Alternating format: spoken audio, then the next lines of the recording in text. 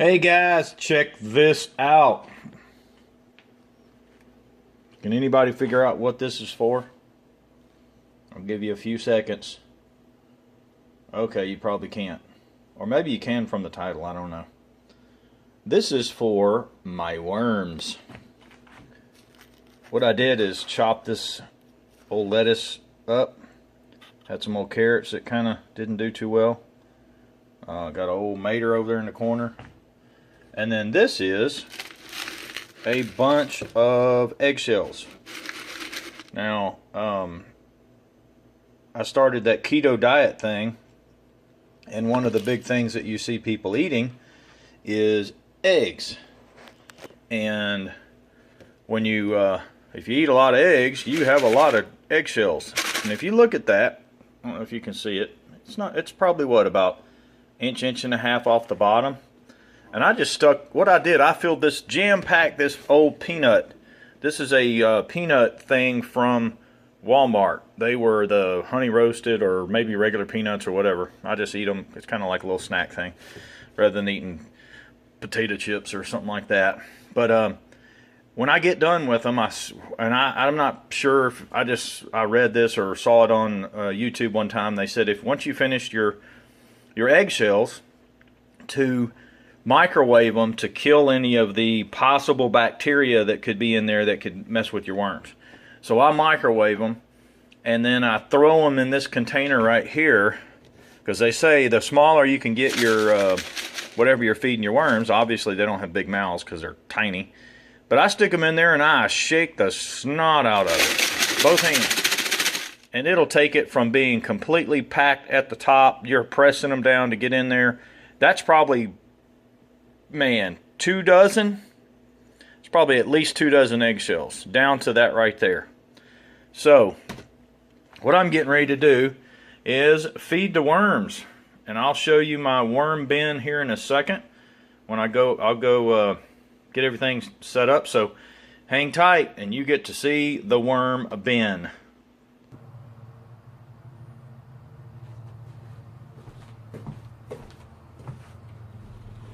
Alright, you can tell this is like almost live. What we got here is something called the Worm Factory. Got on the front porch. Made in the USA. I attempted to make a couple of worm things myself, and they didn't work out too well.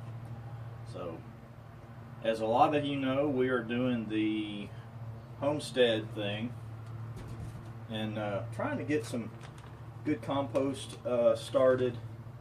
That's some minerals when you first get it that you're supposed to put in there. I put some in there, and here's some what is this called? I don't have my glasses on, but I don't know, some kind of mineral thing. And they give you a little temperature guide that I've used on occasion to give you a little bitty fork and a little thing right here, I guess, if you want to push some stuff around. This one comes with a couple of different little trays that you continually fill up, and they are surely eating it. I don't know if you can see that. Let me tilt this over real quick. Make sure my camera doesn't fall out of my tripod. But so that's like tray 2. So what they do is they start in the bottom. That's just all like coffee grounds, old lettuce, tomatoes, eggshells. They say you can put like just almost anything in there.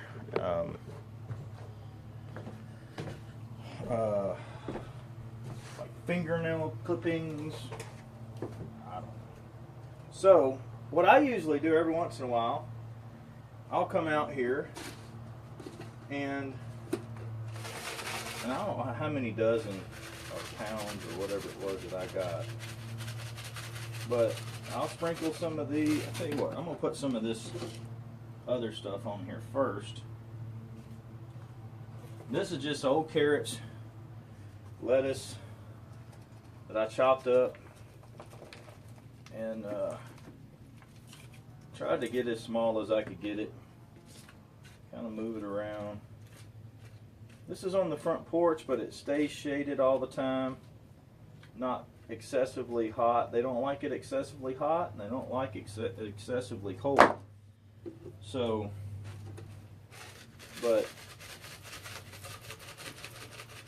so I'm gonna put some of this in here. Get them going.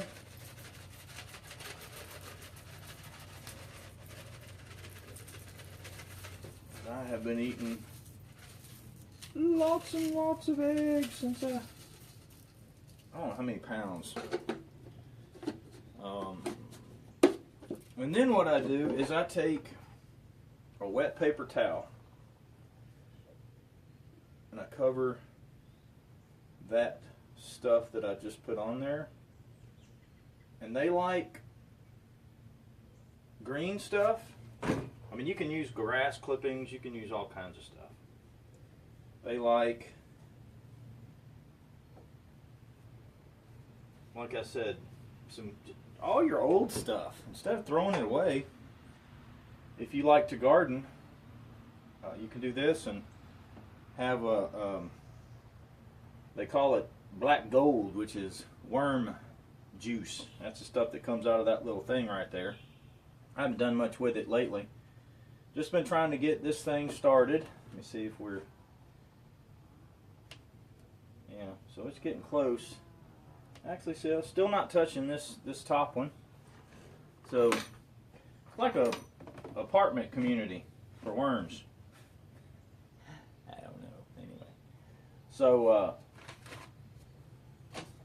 I got this from Uncle... Oh gosh, what's that? Uncle Jim's Worm Factory or something like that. On... I don't know if I got it off Amazon or not. I get a lot of stuff off Amazon because it's just so easy, but somebody else makes it. I was a little bit disappointed with them because I ordered the black one, and I don't know if you can tell, they sent me a red lid or a clay colored lid with some letter that said, made up some stupid letter that said something about they were out of them and something, and that their interior designer thought it would look better with a orange roof or something. I don't know, but I let it go. So, food list: vegetables, table preparation, scraps, peels, veggies, all fruits, table scraps, peels, and cores, starches, pancakes, pasta, rice, pizza crust, cereal, crackers, stale bread, fiber, shredded paper, egg cartons, which I've got that egg carton right there. I don't know how much fiber they need. Peanut shells, magazines, Kleenex, napkins, not with food on them, no greasy stuff, cardboard and junk mail, healthy snacks, coffee grounds and filters, crushed eggshells, so I just gave them a bunch of that, tea bags without staples, dead flowers and plants, non-disease leaves, and plant trimmings. So, there you go. What to avoid. Food mixture, 50% kitchen scraps and 50% fiber, which is, fiber is going to be like all your paper, your paper towels. That's one of the reasons I put it in there. 1 pound of worm needs a ½ pound of food per day. Avoid overfeeding. Citrus fruits, meat, and dairy products in your worm. Avoid those. Moisture. Worms require moist bedding. See instructions manual for moist squeeze test to reduce moisture. Add dry shredded paper.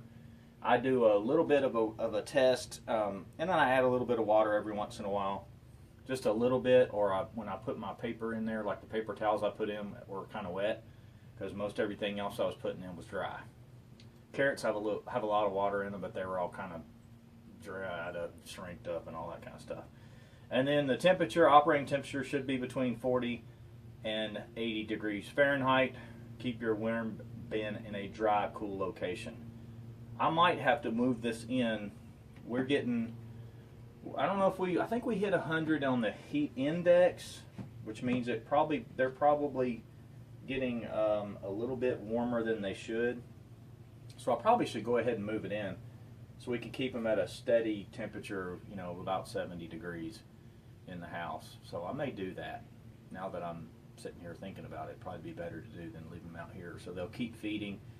If they're happy, fat and happy like me, they will keep producing more worms and keep eating, which enables you to have more of your stuff that you're trying to get, which is the soil that is very, very rich and makes you have great tomatoes and peppers and all that other stuff that you grow. So anyway, that's about all I got to say on that. So we got worms, starting our worm factory on the homestead that probably will be really going next year.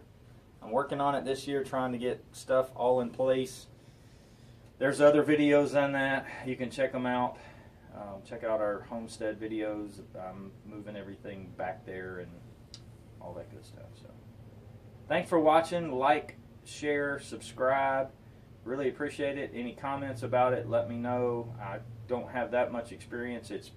I am assuming they're still alive, because when you open it up, you'll see them, because of the sunlight, you'll see them run down and kind of hide.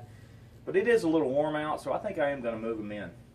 You can't smell anything. There's no smell or anything like that. And as long as you don't overfeed them, that's why I also suggest using the paper on top. You don't have a lot of bugs or fruit flies or anything like that. So it's not a problem like with smell. It's not some nasty, soury smell thing. You just can't smell it at all. So, but you do get random spiders crawling across your roof. Guess I need to do a roof cleaning on that. But anyway. So, thanks for watching. You guys have a great day. Bye-bye.